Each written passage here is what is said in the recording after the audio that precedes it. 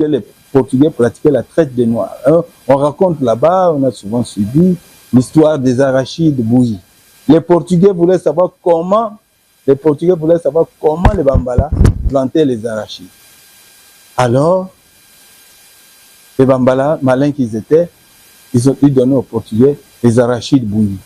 Et vous savez que les arachides bouillis ne poussent absolument pas. Alors les Portugais étaient fâchés à cause de cette histoire. On raconte cette histoire des arachides bouillis. Les Portugais vont chasser les Bambala qui viendront dans cet espace aujourd'hui qu'on appelle Kiku. Quand les Bambala sont arrivés ici, ils étaient très nombreux. Ils feront même la guerre aux Bapindi. Les Bapindi auront peur, ils vont céder leur espace aux Bambala. Le chef Moudingoub de Bapindi va occuper la rive gauche de la rive gauche du Kwilu. Entre l'espace, donc rive gauche du Kwilu, rive gauche de la rivière Lukemi et rive droite de la rivière Nzinda. Ils vont occuper cet espace. Ils vont occuper l'espace. Moudingoubou va céder cet espace qu'il va occuper à ses frères, entre autres au clan Moudindambi, le clan Moudindambi.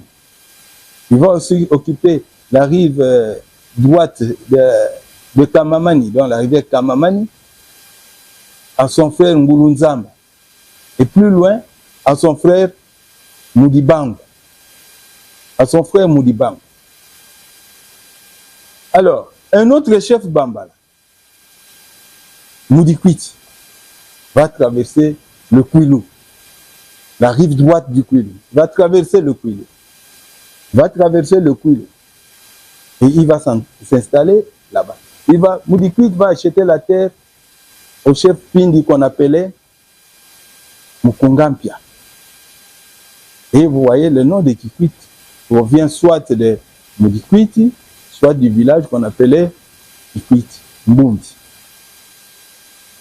Un autre chef Bambala, Moudimayuku, va traverser la rivière Nzinda. Et il va acheter l'espace qui était occupé par le chef Mupindi Mbulu Musolo. Un autre chef Mbala va occuper la rive gauche aussi de la rivière Nzinda, hein, le chef Moudikong. C'est la partie actuelle qu'on appelle Kikwit 5. Voilà comment l'implantation des chefs. D'abord les Bapindi, après les Bambala. Et en 1898, arrivera le premier blanc. En 1898, arrivera le premier blanc. C'était William Parminter.